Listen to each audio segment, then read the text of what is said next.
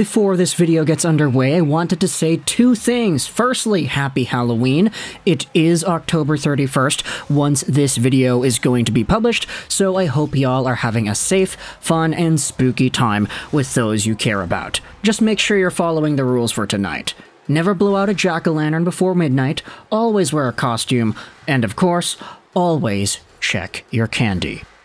Also, what we need to talk about today, to begin this video, is the fact that the Montreal Canadiens had themselves a game last night wherein they came back against the Vegas Golden Knights, tied everything up late, got the game to overtime and eventually a shootout, but then ended up losing. This was a game that I was watching for the most part, and I was kind of thinking to myself, do I want to cover this game after it's over? Do I want to make a video just going over the things that I had noticed? And eventually I decided not to, because my opinion on the matter was, firstly, the Canadiens lost, so there's a little bit less hype around that type of material, and secondly, the majority of people that watch my Habs-related content are in Montreal, or at least on the east side of North America. By the time this game was over, it was like 10 p.m. here in Vancouver.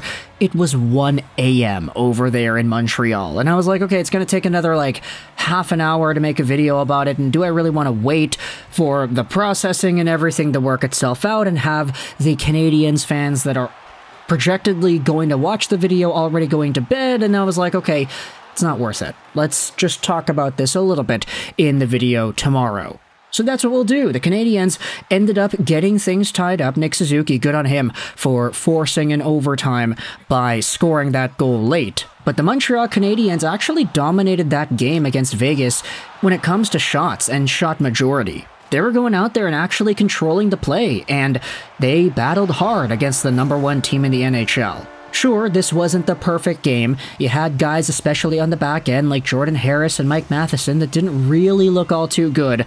But at the end of the day, the Habs pulled their weight. They showcased their grit and their desire to win as a hockey team against some of the best competition in the NHL. And really, what more is there that you could have wanted here? But aside from the Canadiens losing in a shootout to Vegas, we have ourselves a video idea that comes to us in the form of an article on Montreal Hockey Now. Essentially, Kent Hughes has a really serious opportunity on his hands here, and it all stems based off of the trade front. Take a look at this piece published by Marco D'Amico from last week, October 23rd. The Canadiens' injuries provide major flexibility on trades. The article will be linked in the description if you want to go ahead and read this yourself, but the article goes out there and talks about a few things. With the injury to Kirby Dach confirmed to be season-ending, the Canadiens' roster took a serious blow, but their finances just got a nice bump. The club already has Carey Price and Christian Dvorak on LTIR, providing them with nearly $15 million in cap space. The Canadiens are currently using $4 million of that LTIR space at the moment to ice a 23-man roster with the return of Yoel Armia on Saturday morning.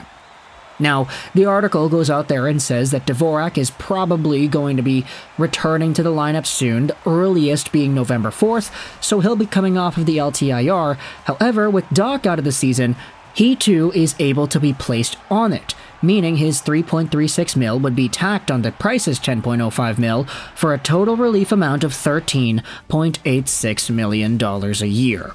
Once Dvorak returns and Dach is placed on LTIR, the Habs will thus have roughly $10 million in cap space, as Chris Weidman is also out indefinitely and eligible for LTIR.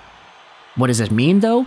It means the Canadiens have the flexibility to be extremely active right out of the gate this season. The article says that according to Cap Friendly, the Canadiens have the second most cap space in the NHL.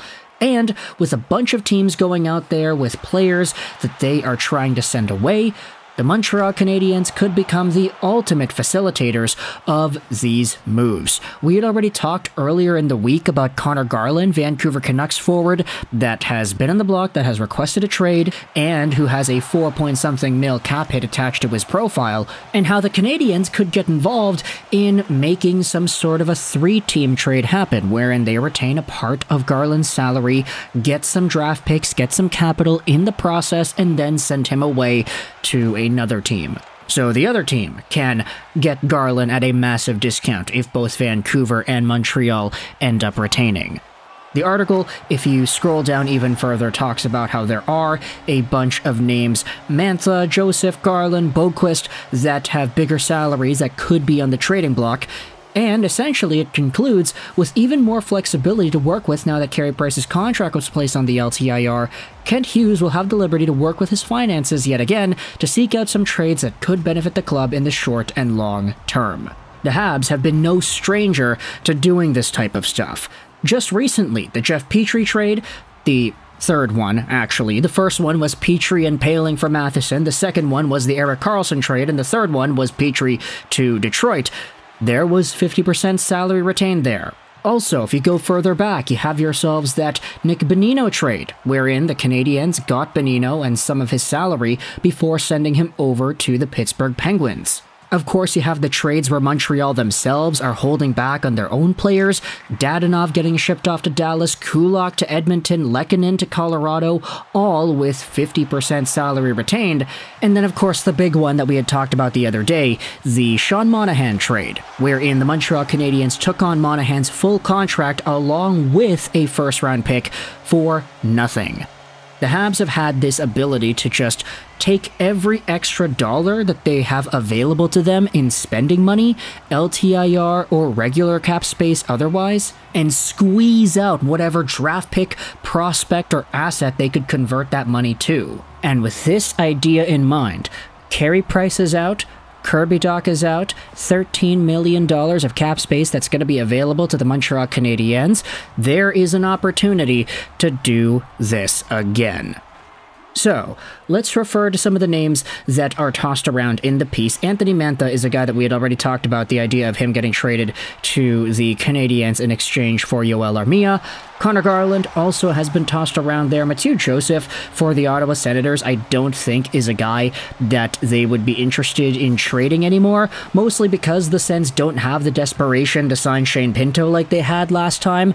Nor has Joseph been a candidate that's actually worthy of being traded. He's been really good, so I don't think the Sens would be eager to send him away anymore. Of course, this article was written a week ago, so we're not going to go out there and hold the writer too accountable here. Adam Boquist is also a name. We talked about him potentially being a Montreal Canadiens guy. I will say, though, because of how good Justin Barron has been throughout this season, how much goal-scoring offense he's added to that right side, I don't really know if Adam Boquist and his profile is all too necessary of an add. But at the end of the day, this is a name that was linked to the Montreal Canadiens, so if you wanted to say that still is a possibility here, maybe it would work out. And then, of course, there are still a bunch of other names that could be tossed into the mix as to players that teams would like to retain salary on or just send away entirely if there is some sort of a Sean Monahan 2.0 trade that the Canadiens are able to manifest from some other team that has an aging vet that's expensive, then there's an opportunity to do that here. Add on to the fact that the Habs do have their own assets that they could send away. Tanner Pearson, Monahan, these guys could be shipped off for some assets. Of course, there are a growing number of Habs fans that I'm seeing, at least, that would prefer to actually re-sign Sean Monahan instead of letting him go, which I don't necessarily want to say is a good or a bad move or whatever, but he has been very good. Even the shorthanded goal he had scored yesterday. We didn't talk about that, but man, Adin Hill, what a turnover in his own zone. To give the puck to Sean Monahan, just prime in the slot, no questions asked. Adin Hill even gets out of the way. That's Jedi mind control there, baby. But either way, let me know your thoughts in the comment section below. How do you feel about the Montreal Canadiens and Kent Hughes' great opportunity here to use the LTIR to the advantage of the Habs and to really stomp down their foot and say, yeah, we have the second most cap space in the NHL and we're going to use it to pry some assets away from your favorite hockey teams. What are your thoughts on the guys that are mentioned here? Boquist, Garland, Mantha, etc. What are your thoughts on these guys getting acquired by the Montreal Canadiens? Do you think it's appropriate? Would you not want to see this instead? Thoughts as well about the Canadiens versus Vegas game yesterday, that which was a very fun watch. I hope you enjoyed this video, and bye.